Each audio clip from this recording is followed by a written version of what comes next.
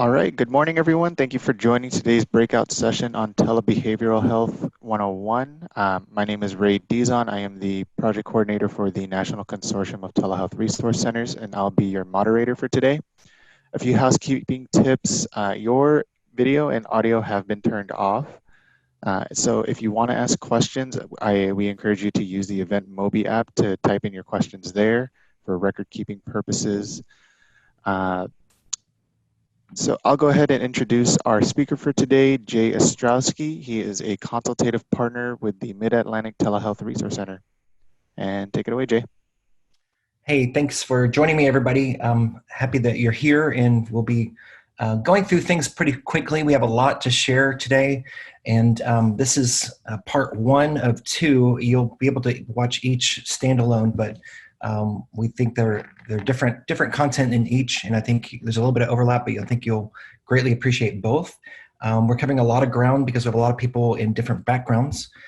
So you'll get some good high-level stuff and also some very practical stuff as well.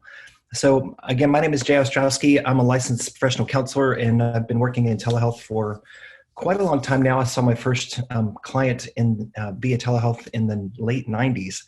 I had my own counseling practices, and I was seeing people in person, and I was asked to see a little girl in Indonesia for trichotillomania. And I thought, oh, great, I get to go to Indonesia. And come to find out, no, I don't get to go to Indonesia, but we did this thing through video, and it was really kind of poor, grainy, bad video, but it was something inspiring to me that we were able to help people that weren't normally able to get any help. So by this time, I think a lot of people have had some introduction, some background, but maybe not. So we're going to kind of cover lots of things. I think you'll appreciate kind of the depth and breadth of what we're going to do quickly here.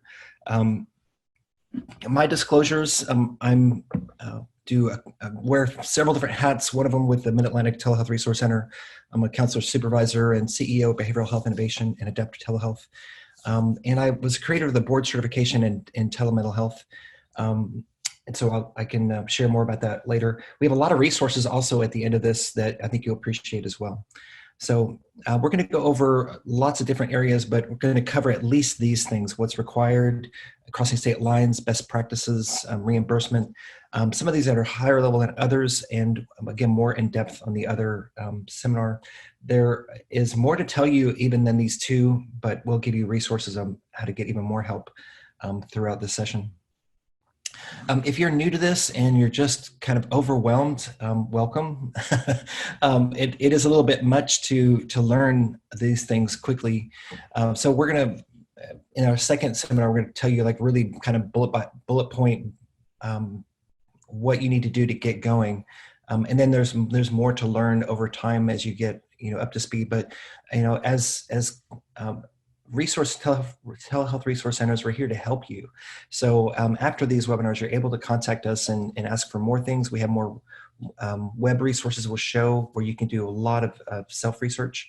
And then when you have specific questions, you can't find those answers, we're here to assist you as well. But we'll be able to help you with how to find technology and what to look for, and reimbursement, how to go about doing your practice, some of the ethics, some of the legalities of that. So wherever you are on the spectrum, we have plenty of help for you. It's hard to predict where everybody is, but I think you'll find what you need when you contact us, and hopefully in the seminar as well. So unless you've been living under a rock, you've heard about this thing called COVID-19. And it's funny being in this industry that things have just skyrocketed since mid-March. I do open office hours every other week on Friday afternoon. Today's actually one of those days. And from that, we usually have 4 to 6 people. About March 15th, we had something like 200 jump on our call at once. It was quite amazing. And then many since then. COVID is thrown people into needing to do this quickly. And so sometimes there's a concern that maybe they're not doing it correctly, and background fear that they'll get sued, or worse, have a breach where they're actually giving out confidential information inappropriately. and disclosing, things that your clients don't want disclosed, or even their identities. So we're going to go over some of those protections, things that you can do to make sure that you're safe. But I know it's a stressful time already for us. In addition to that, you're being asked to learn new skills and new things. So we want to provide some reassurance for you that there is quite a lot of help for you. So I've organized this into kind of three buckets. And the first one's kind of the biggest one. It's just background knowledge. You need to know some background things to do this safely and effectively. And some of this is just some reassurance for yourself that this is not a fad. This is not a new. It's actually been around quite a long time. But knowing that there are people that have answers for you, and that this is not avant-garde or unsafe, will give you a more sense of stability and sense of that you're joining something that's solid. So we want you to give you some good background information. And then we'll go through some setup knowledge of how to actually implement the things that we're talking about, and then some things on delivery. And again, the second one later on this morning will have more delivery aspects to it. So just a high level, what is telemedicine?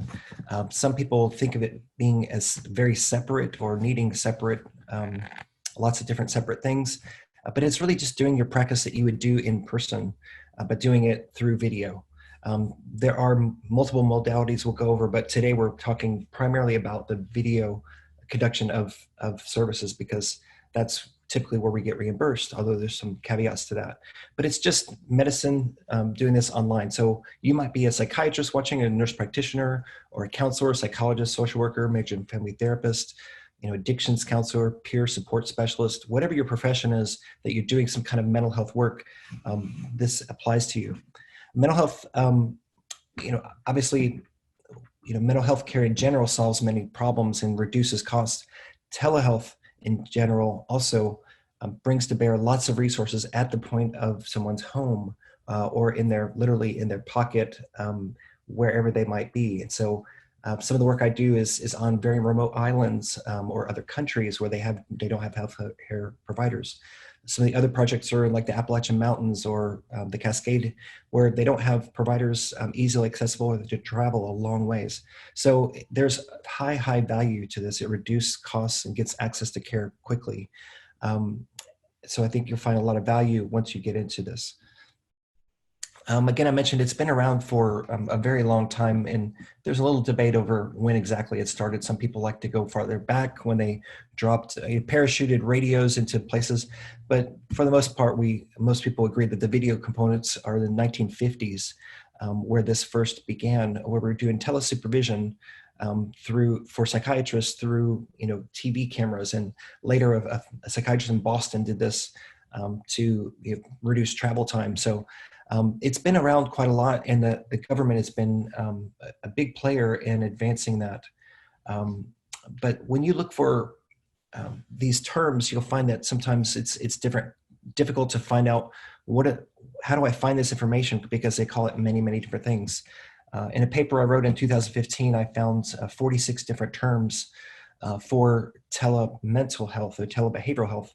So I put things in kind of these broad buckets for you, where you could see on the right side is kind of telemonitoring. In the middle is more ambulatory medicine, and on the right side is the behavioral health care. So we use telebehavioral health as a broad term, and then telepsychiatry fits under there, telemental health fits under there. And then you have your clinical apps and your case management through video or through asynchronous means. All of this would be considered telebehavioral health. And so I'll be using that kind of interchangeably today to mean all of these things, but generally meaning video care. So, to kind of go there for a moment, we have video care is the most popular, but we also have text-based. So anything you do with your thumbs or your fingers, typing on a keyboard in some way, that would be messaging, chat, email, SMS, forms. All of these can be done in a HIPAA secure environment, so that you are able to do this care. There is good research supporting all of them. CCBT is another form where the computerized cognitive behavioral therapy, where the person is doing basically self-help through evidence-based modules that are paced. And then of course, video could be individual or group care. And then Avatar is kind of waned in and out of popularity, waxed and waned over time. Um, and all of these have their limited uses in some way. As you think this through, though, I would caution you to not compare it so much to in-person care, but compare this type of care to no care at all.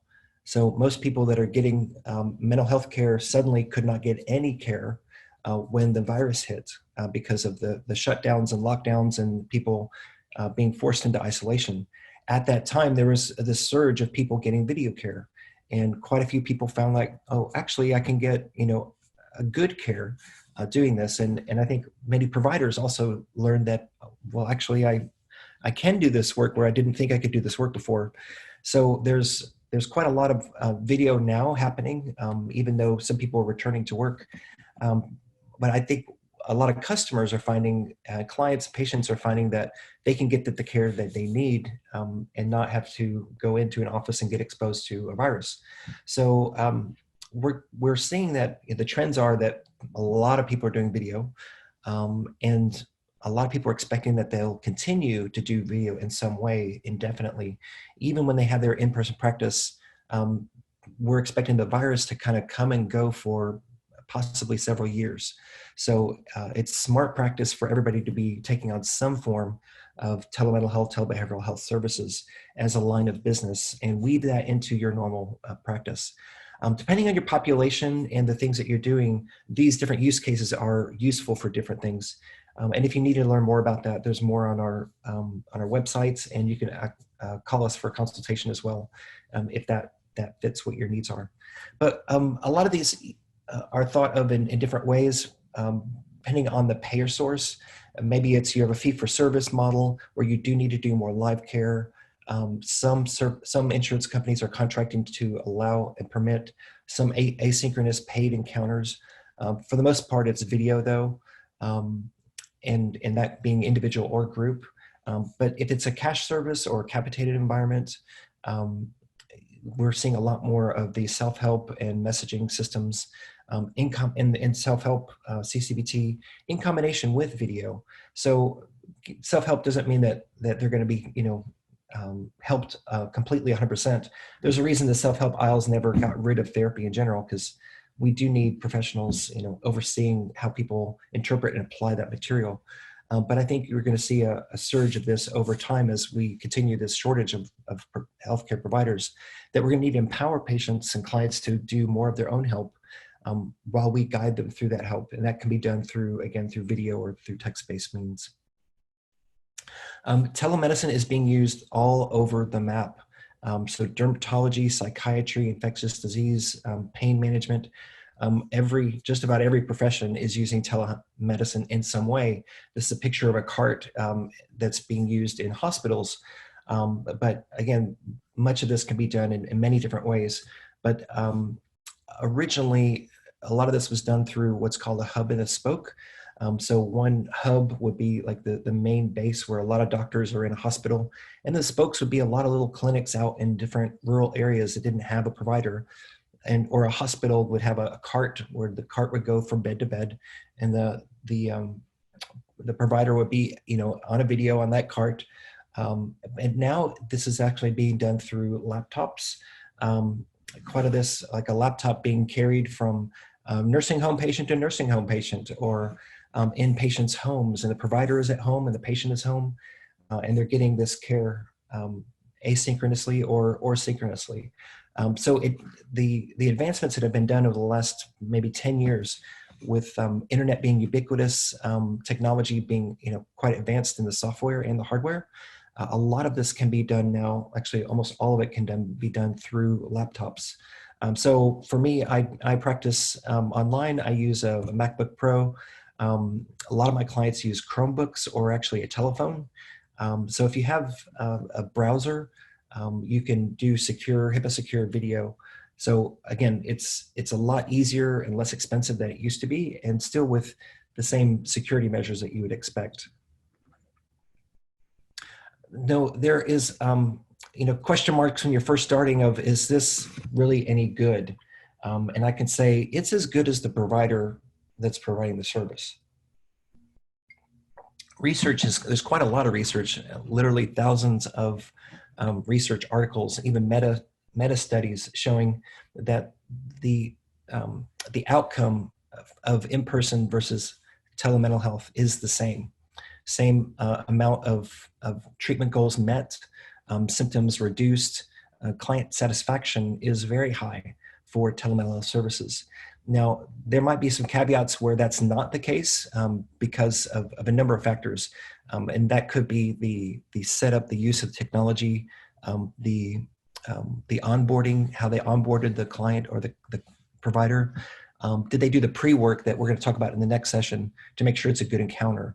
If there's technical issues or they're not using good systems, that could definitely be a hindrance to good service. So also getting the provider comfortable with doing this session is the number one indicator of a positive session and a good outcome for the client.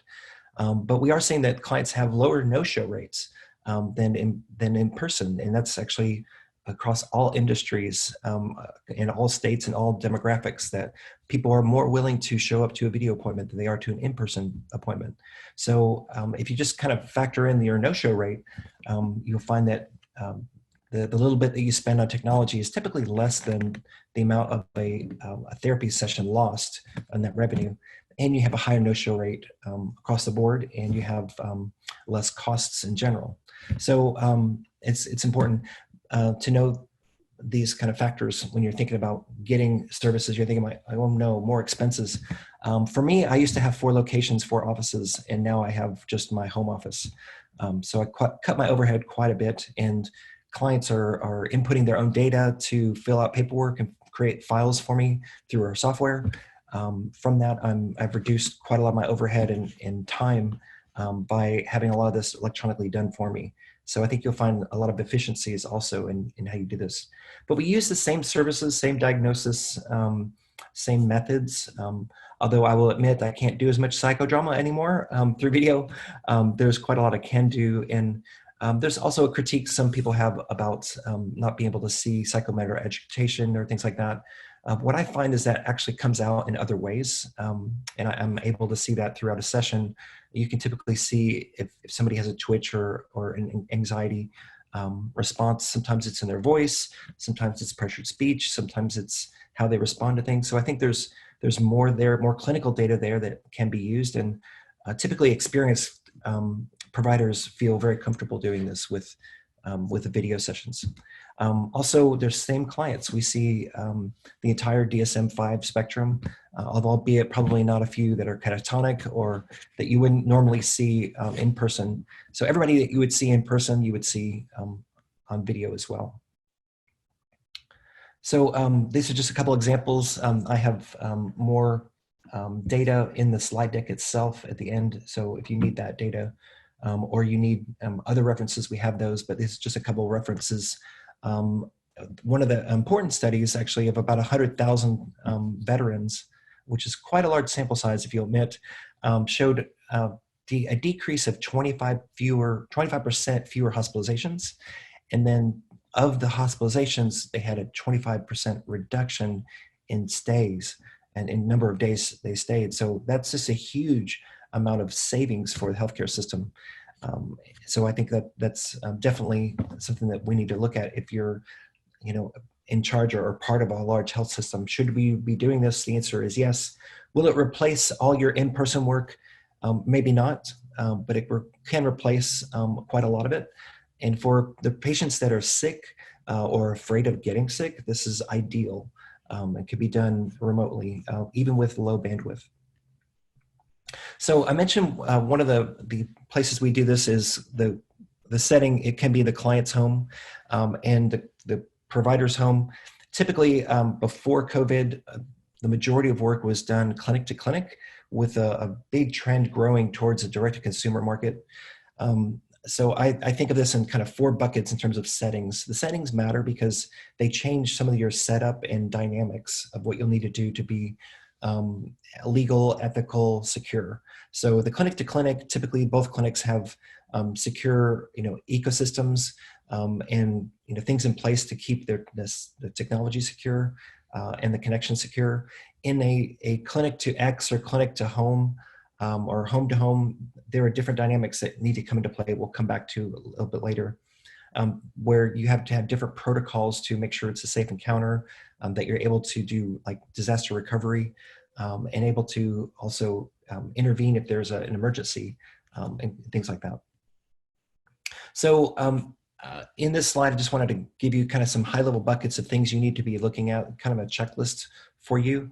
When you're looking at starting a service, or if you already have a service you started and you're thinking, okay, I did a duct tape band-aided version, now I need to do it the right way, and you want to be able to have more peace of mind and sleep better, knowing that you're doing things well, this is one of the checklists that I would use for this, and I can give you a more detailed one if you're interested in that.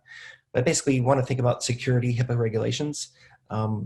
Most people think, we'll come back to HIPAA in just a few more minutes, but there's a lot more that you may have missed on HIPAA that are much more important now that you have a virtual practice. There are license regulations you need to take into account. They vary very widely. They vary by profession and by state. So you can have one state, I'm in North Carolina, and you can have 7, 8 different regulations for each profession. And as an LPC in North Carolina, the licensure requirements for doing this legally, ethically are different in Virginia, and they're different in South Carolina and in Georgia and in Tennessee and every other state. So wherever state you're located in, the typical laws are, the typical rule of thumb, and what you'll find is when you contact the licensure boards, they'll tell you that they describe jurisdiction where you're legally able to practice is where people are located at the time of service. So if your patient is located in North Carolina at the time of your service, then North Carolina law would apply. So if you're a counselor in New York and you want to see somebody in North Carolina, you must have a North Carolina license. And the reverse is true too. If you're in North Carolina and the patient is in New York, you must have a New York license, or that licensure board will deem you as practicing without a license. They would contact your licensure board, file a complaint, and we don't want that to happen. So it's a little bit cumbersome to look at that, but I think it's really important to keep that in mind, that you need to be practicing where you're licensed at the time of visit for that client. It's not their residency, it's where they're located at the time of visit. And this is part of your setup protocol of that we'll talk about in the next session of how to go about collecting this information and making sure you're doing this legally and ethically. But for the most part, people ask me, what do you do if you get a referral from somewhere else? And I ask, where do you do now when you get a referral from somewhere else? You refer them to somebody else that is appropriate. So that's what you would do online as well. Professional ethics also vary by profession, and they may have additional requirements. Many times the licensure law for your profession might say, and also abide by your professional ethics, which makes those ethics now part of the law. So you need to be up on what those say, as well as your legal requirements. Reimbursement is different by payer, and I would be very careful to say, broadly, they're not paying or they are paying, because we've collected on our website a list of the top 3 payers in every state for telebehavioral health. So you can go look at that. It's at matrc.org, and click on reimbursement, and you'll find listings there. What we found when we called them is that it's a little bit, again, it's different by state. Some states have a requirement that the insurance company must reimburse at the same rate as in-person services. Unfortunately, North Carolina is not one of those states, but there are many other states like Virginia that does have that requirement. So insurance does reimburse and at the same rate. There are other states where the law is not as clear, or it's a little iffy, or the insurance providers are, kind of talking about different rates at different times for different things. So it's kind of the typical insurance games. But for the most part, we're seeing a big trend upward of insurance companies reimbursing, and we're finding that the insurance companies themselves are realizing that doing this care in the outpatient is much cheaper for them than doing it in a hospital. So they really want to keep them at that lower level of care. They also, if they're in charge of all their health care, they're realizing also that mental health care is kind of a leading indicator for all general health problems.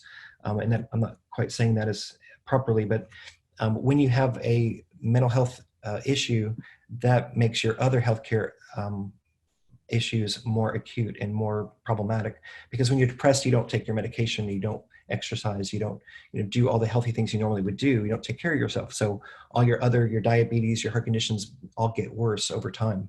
So they're acknowledging that we need to do more mental health care, and they are more willing to pay for it as we're seeing as time goes by. We're also seeing more states wanting to legislate that to be a requirement, so I think you'll find more and more of that over time. You need to look at the logistics of this. How will you actually incorporate this into your in-person practice, and what are the protocols that you'll need to do? Basically, you'll set up a new set of habits, and you'll make a little plan, and then as you start executing this plan, you'll learn little lessons along the way, but you'll get into kind of a new routine where it's kind of second nature for you. So when I do my practice and I'm seeing my clients, I don't even think about my routines. I'm just doing my routines. And I know that my routines are abiding by all these laws and best practices. So the first few times you'll have a little checklist and you'll go through, and it'll be a little bit clunky, but as you do it more and more, you'll get in a good habit and a good groove. And depending on the software you use, it could be, a lot of this could be automagic for you, or some of it might be manual, but you'll find that you'll get into a good flow and it won't be as cumbersome as the first few times.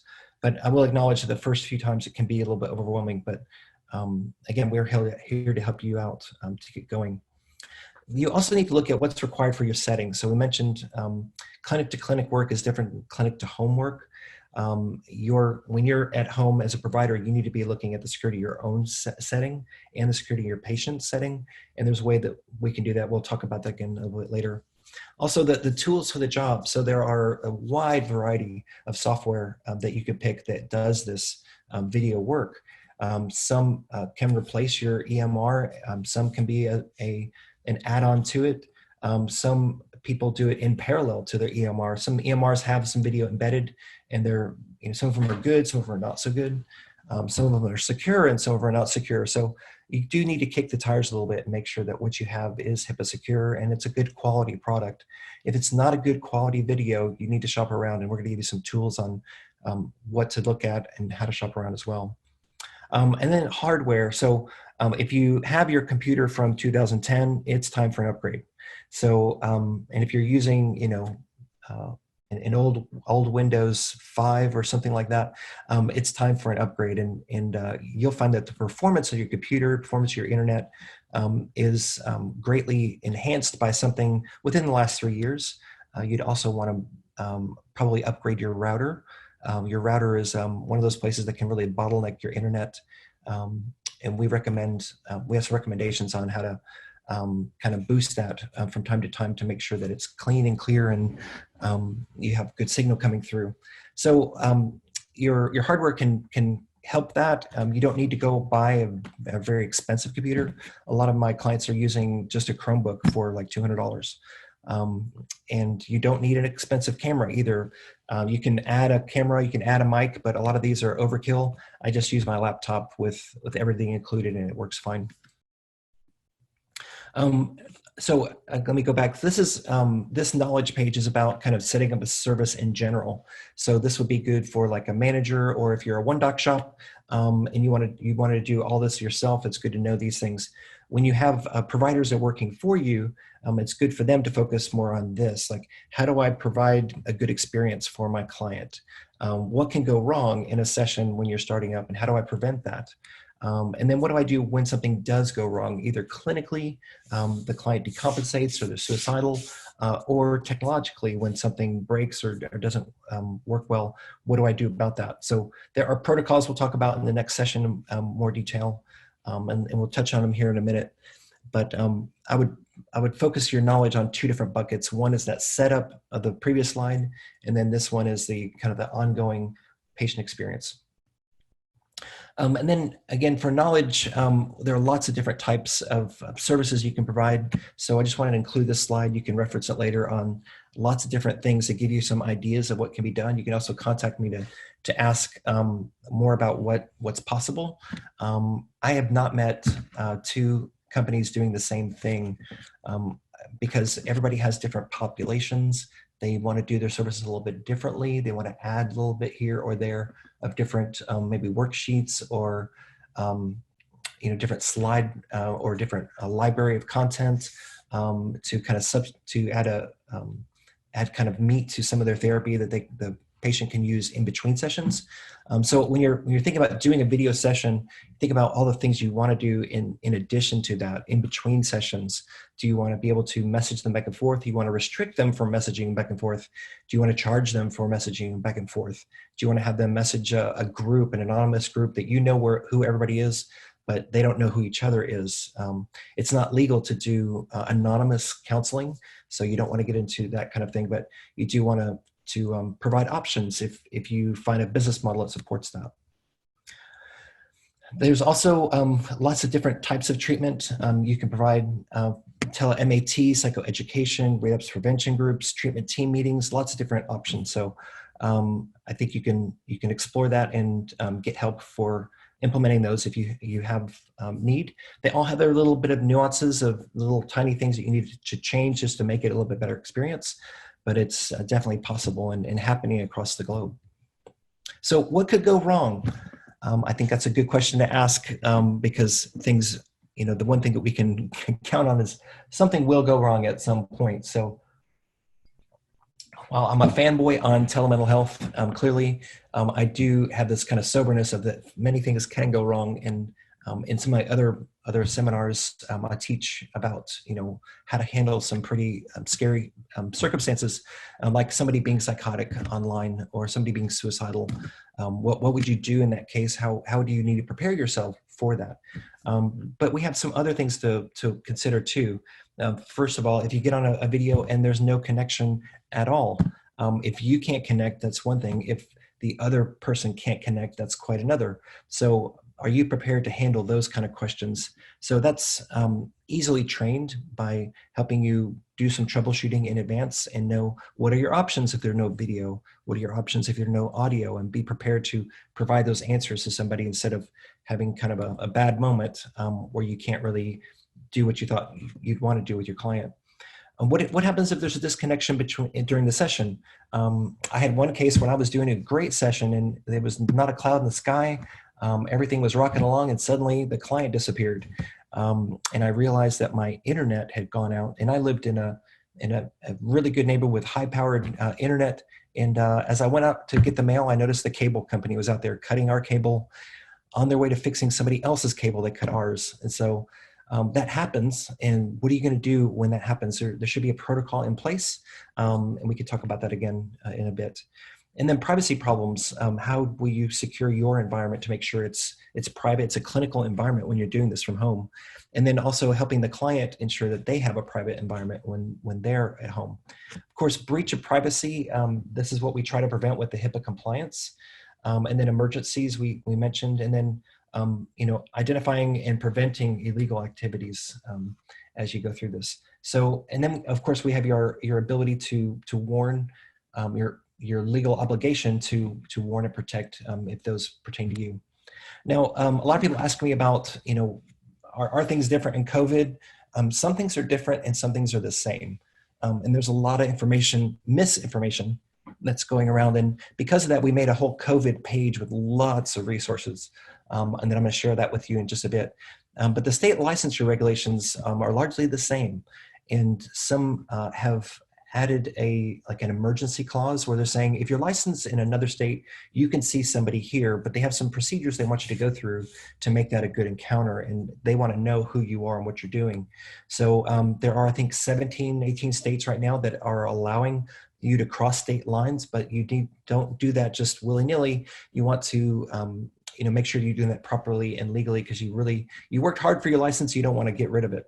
And then also the Health and Human Services has given some guidelines for this, and they are not getting rid of HIPAA compliance. So it's really important for you to realize that they're not saying don't be HIPAA compliant. They're saying that they're not going to be enforcing HIPAA compliance regulations for a short time, but they are expecting you, and they specifically guide you to use HIPAA compliant technology and keep your systems HIPAA secure. What they are saying is that if someone is in an emergency situation and can't get help, that you're permitted to use non-secure technology for this crisis. But if you're pre-planning to set up your services, you need to use HIPAA secure technology. And we'll come back to that in just a minute. So when you, for time's sake, I'm just going to zip through some of this and also make sure that we have plenty of time for questions as well. A lot of this is covered even more detail on our other webinar coming up. But some of the best practices, I'm going to name just a couple here for you. These are things that are across the board meant to keep you out of trouble and help you feel safe and secure and help your patients and the people that refer to you and you refer to feel safe and secure that you're doing this in a good, secure manner. So you only have one reputation and you want to keep it. So make sure that you're doing this properly so that people that can trust that your service is going to be secure and private. There are a lot of different companies in the market that claim HIPAA compliance. HIPAA compliance means many different things to many different companies. It should not, but it does. So HIPAA compliance, when you see that on a software or on a company's website, that just means that they're doing something along those lines, but you need to dig in and find out exactly what that means, because there's a long spectrum of ways to be HIPAA secure, and it really depends on your company and your needs and the things that you're doing. So one size doesn't fit all, and a technology by itself can never be HIPAA compliant because it includes some human interactions that technology just can't do. So there are policies and procedures and things that you need to do in order to make that technology HIPAA secure for you. You also need to abide by the jurisdictions of the state, as we mentioned, and then think about the suitability of these clients. Now, when we talk about client suitability, it's actually more like provider suitability and client suitability. So just about all DSM-5 diagnoses, as I mentioned, can be seen through telemental health. The question is that client willing and able? They may be, we basically don't want to force a client to do telemental health if they are really uncomfortable with it. For the most part, when people are a little bit insecure, I usually say, let's try this once and see if it works for you. And if it does, we'll keep going. If it doesn't, we'll make a different plan. Now, often these are clients that have no other option. And when they do get on video and they're kind of handheld through that process of getting up on video, they feel after a session, hey, this is helpful. And the large majority of them continue to do that, but they may have that initial speed bump. Same with providers who haven't done this before. They may need to do a little bit of practice for that. But if a client is not suitable for your in-person practice, they're also not going to be suitable for your online practice. So just keep in mind that if you're a little bit new to therapy, it's your first couple of years out of school, and you haven't really worked with a certain kind of client, I wouldn't see them in telemental health unless you had supervision in some way, just to make sure that you're covering your bases and you're doing this appropriately. If a client is suicidal or homicidal, psychotic, you actually can see them through telemental health. It's way back in the day when we were doing a lot of research, we didn't want those people in our studies because they kind of muck up the data, but there are many services that are out there that specialize in doing televideo services for suicidal and in triage, that kind of thing. So you could do this. It's much better to do this, seeing them on video, than we have on telephonic suicide hotlines for years. So it's not unsafe. It's just, it's not as good. Again, it's not as good as in person. We'd rather be with them in person. But if they're suicidal and they're on a video call with you, it's a great way to stay engaged with them and talk them down while the emergency services come and assess that person in face-to-face, right? So it's actually it's a good service to have. And you might think of how you're going to, as part of your setup, you got to think of what will you do when that encounter happens. We never know when it will happen. It may never happen to you, or it might be your first visit. So you just need to be prepared for how to handle these. And also decide the suitability part, decide who is suitable for your practice and make sure those are the clients that get on your calendar and not the ones that are not. You will need an informed consent that's specific to telemental health. And we have some examples on our website. You'll need a backup plan for communication. And again, you'll need some emergency services if things go wrong, both for technology and for the client having a crisis. There are 16 best practices at all. We've found ways to manage about 9 of them through technology. basically before the session or through kind of paperwork protocol kind of things automatically. But there are about 9 of them that need to be handled either live or through some routines. And we'll talk more about that in the next session. For billing, I want to lead you to, this is a link on our website under the COVID section is billing for telehealth encounters. And it has quite a lot of information on it that we just don't have time to get through today. But it's a very good guide. It just came out in January, and it's one of the other telehealth resource centers that's done an excellent job on billing. So for billing, I want to give you that reference over that. And again, you can get that at matrc.org. So setup, I know we don't have a lot of time, but I want to go through setup and delivery for you. For setup, you really need to decide what kind of service that you want to have. And again, ensure that it's HIPAA secure. Is it video, text, apps? What are you going to use and how will you go about using them? How will you go about setting this up? So will it be a cart? Will it be a laptop? Will it be a phone? What are you going to use? And then you want to think about your workflows in general. How will you get them scheduled? How will you do informed consent? How will you get labs or prescriptions? Whatever the workflows you are, how will you do all of that 100% online? And it might seem a little bit overwhelming, but as you shop for software, there are quite a few of those that do that already. So I don't think it's a stretch to think that all of that could be done online. It's possible, and maybe it's a hybrid of what you're using now and what you get to supplement that.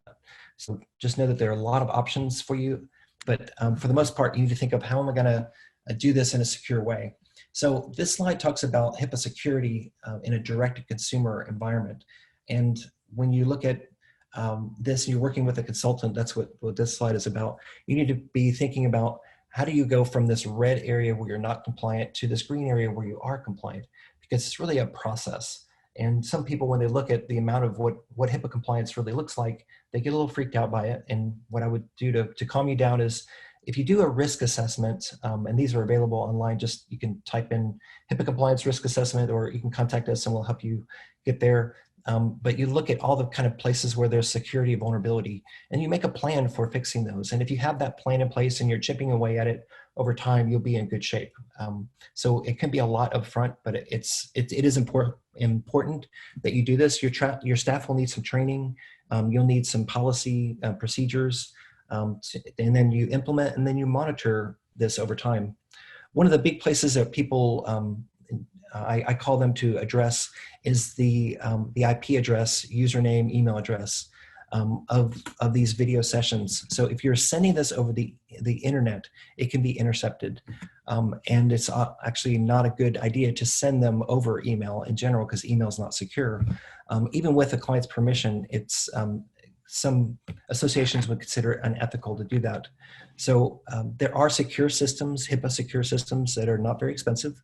We're talking $20 to $40 a month for a whole suite of a whole office of tools where you can securely pass information back and forth, highly confidential. All your clinical data can be there, but you have a way of connecting with these people and getting them those links. Some of these are even automatically created when there's a session scheduled. So you can have your schedule, your clinical notes, your links, all that kind of embedded into the software. And then it's easy to do these encounters and much more efficient.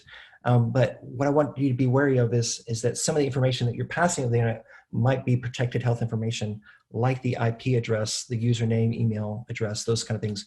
Those are considered protected health information and need to be protected by law. Vendors have different ideas of how much they're willing to protect and not protect. Some of them store it, some of them don't store it. It's really important. So you might hear that they have a end-to-end encryption, but they are connecting to that IP address and have that information that also needs to be protected in addition to the encryption, because that information would not be encrypted up front. So just think of this as a way to reduce your security risk overall, make a good long-term plan, pick a HIPAA secure vendor. We'll give you some resources for that. Have the vendor sign a business associate agreement. You need to read the agreement and make sure that they're actually on the hook for legally complying with this and not making a lot of barriers to them being exempt from it. But make a roadmap for your compliance and getting these things kind of squared away. And then once you do, it's kind of a one speed bump you get over, and then you just monitor it over time, and you can set up new procedures to do that. This is work that you need to do your practice, whether you do video telehealth or not. So I recommend this is a good time to do that to be safe online. Take a look at your workflows too. Sometimes technology can help that be more secure and more fluid. It might be a time to upgrade to make your workflows a little more efficient. So as you look at this, how will you pass off this information to different departments? How will you get the client engaged in general? Sometimes it could be from a website link, they register for service, or sometimes you're emailing them an invitation to create a password and a whole profile like you would do with online banking. So it really depends on what you need. In terms of setup, you really need to be thinking, or sorry, delivery. Whoa, that's my alarm telling me I need to quit here soon. So you need to think about the patient experience and the provider's experience. When you're picking your workflows and you're deciding on your flow in general and your technology, is this a good experience for each of these parties? Because if not, it's going to break down your system at some point. So there's some flexibility that each party will have, but overall, you'll need to think about how does it work for each one. And then you'll need to do a little bit presentation skills training. So this actually is an actual picture of somebody, actually me, and me, and I need more hair. But there are a lot of providers that actually present this way, where it's a really bad experience for the patient and they're not even aware of it. So a little bit of presentation skills training can go a long, long way to helping them get back up. So you will have access to all these slides. I don't want to take up too much more of your time. I want to quickly show you some resources. The matrc.org, you can click here where it says click here on that COVID link, and it gives you a long list of more resources. We also have the Telemental Health Comparison site that's embedded in that, where you can select by criteria which software would work for you, and it's an independent research site where you can find vendors from a neutral place. So let me stop here and hand it back over to the guys to do a little bit of Q&A.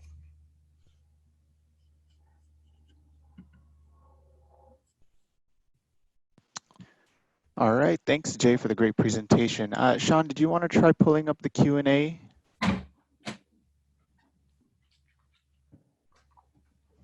Yes, I'll be doing that right now. All right, so while we wait for that, I'm looking at the Q&A myself. I'm not seeing if any questions so far. So let's just give it a minute, see if anything comes through. While we're waiting for that, Ray, let me just say we have quite a bit more in the next presentation, which will be focusing more on that first visit and setup and some other options. We also have a lot more on the Telebehavioral Health Center of Excellence website, which is part of that Matrix website that I just showed. So there's tons of resources there. They can also contact me directly if they have specific questions. All right, sounds good. Thanks, Jay. All right, looks like Sean has the Q&A up, and oh, we actually have a question here in the Zoom chat. So I'll go ahead and read it out loud. How should we go about finding each state guidelines for addressing whether the provider can see out of state? So that's a very good question. So what I would look at first is what state that you want to address. I'll turn my video on. So it's a little bit different in each state. So you want to, first of all, I would look at the states where you're licensed. And that's the most likely place you're going to get a referral. And there should be I think there is a list already on the MATRC website of the states that have that allowance to cross state lines, if you will. If not, you can message me directly through that site, contact me, and I can get you that list. All right, perfect. So I'm seeing that someone asked, are questions supposed to be entered through Zoom chat or the Event Mobi app? I'm realizing that maybe half of the attendees didn't hop on until after we started and probably didn't hear the housekeeping things. So we do encourage people to use the Event Mobi app to submit their questions, just so that there's a record of them. But this is also fine. Just I'll be copying and pasting some of the questions into the Event Mobi app, so that way our hosts have that information. But we do have more questions coming through the Zoom chat, Jay. So Sure. next one is, if I see patients in New Hampshire but am located in Massachusetts, would I need to be practicing under the New Hampshire license, the Massachusetts license, or both? So as a general rule, the practice is taking place where the patient or client is located at the time of the encounter. So if the patient is located in New Hampshire, then you'll need a New Hampshire license. There are some states that also require you as a provider to have a license where you're practicing, even if you're not seeing clients there. But for the most part, the rule of thumb is where the patient is located at the time of service. All right. So the next question I see here is, you mentioned being prepared for technical failures. What do you recommend, or what have you seen used most often? Yeah, so um, the language used most often by licensure boards is, and I've read all of them in all states for 8 professions. The thing that they usually say is to have some type of alternative means of communication. And by alternative means, they usually mean some kind of cell phone or some way to message the person. Um, One thing to be careful with, basically it's your on-call telephone is what I would recommend. However, if you have an office phone and it goes to a pool of people that might answer, and it has, press 1 for this person and 10 for that person, you really need some kind of direct line, because you don't want them to go through a phone tree at the time when they're feeling like, am I going to connect again with my counselor or psychologist, whatever. And that could happen at kind of a difficult moment for the client. So you really want to be able to connect right away. What I do with my clients is I say, go back and click the same link. And if that doesn't work, here's a number to call me. I usually get a number to call them at the time so that they know, and they, to accept my blocked call number. Or there's a phone number from some agencies that's acceptable to use. That way you have a kind of a direct line to them. But also be careful if you use a VoIP or voice over internet. That's probably not a good alternative means, because if your internet goes out, that means your phone goes out also. So you're going to need a kind of a separate phone number for that kind of use. That's what I would recommend.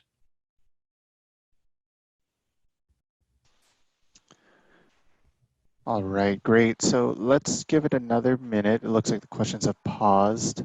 See if anything else comes through. That's quite all right. This is kind of like drinking from a fire hose, as I mentioned before. So a lot of times people have to kind of process through the different things, and am I doing this right or that right? And you can again find quite a lot of information on the Telebehavioral Health Center of Excellence website, which is at matrc.org. And also, if you need kind of a one-on-one consultation, you can't find your answers there.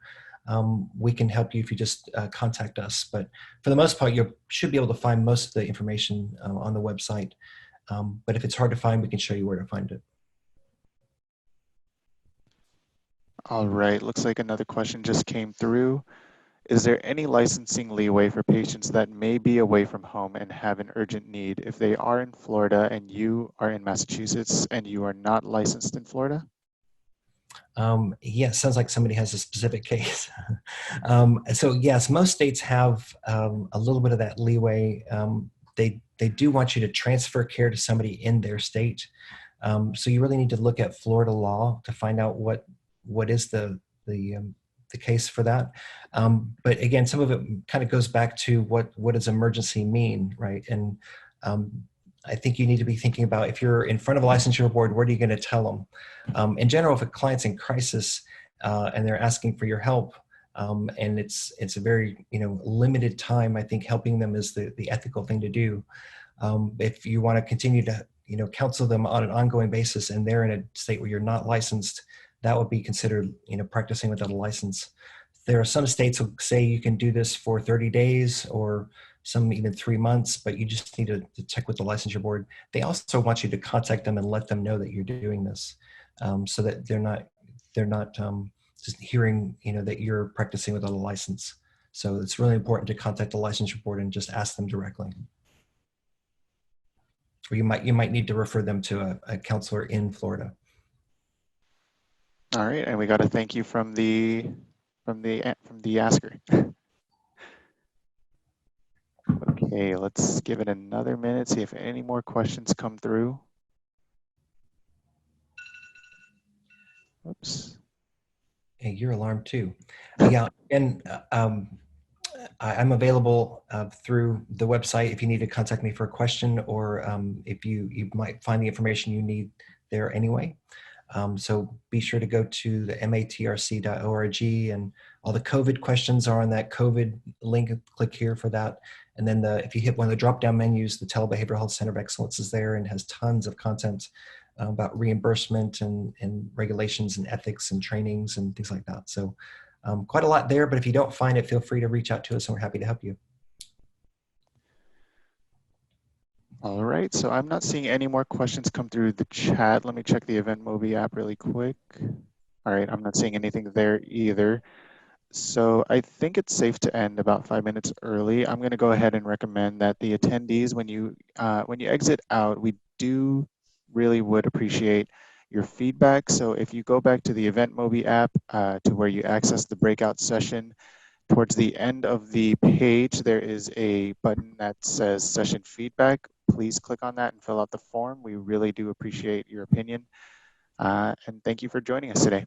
And Ray, just want to say that in a Yeah. few minutes, we have part 2 of this. So if they want more detailed information, that's also coming in the next session. Okay. All right. Perfect. I don't think I'm going to be moderating your session, Jason. Sorry about No. that. Okay. All I right. know. Maybe next time. All right. Thanks, Maybe next everybody. time. Thanks, Bye-bye. everyone. Goodbye.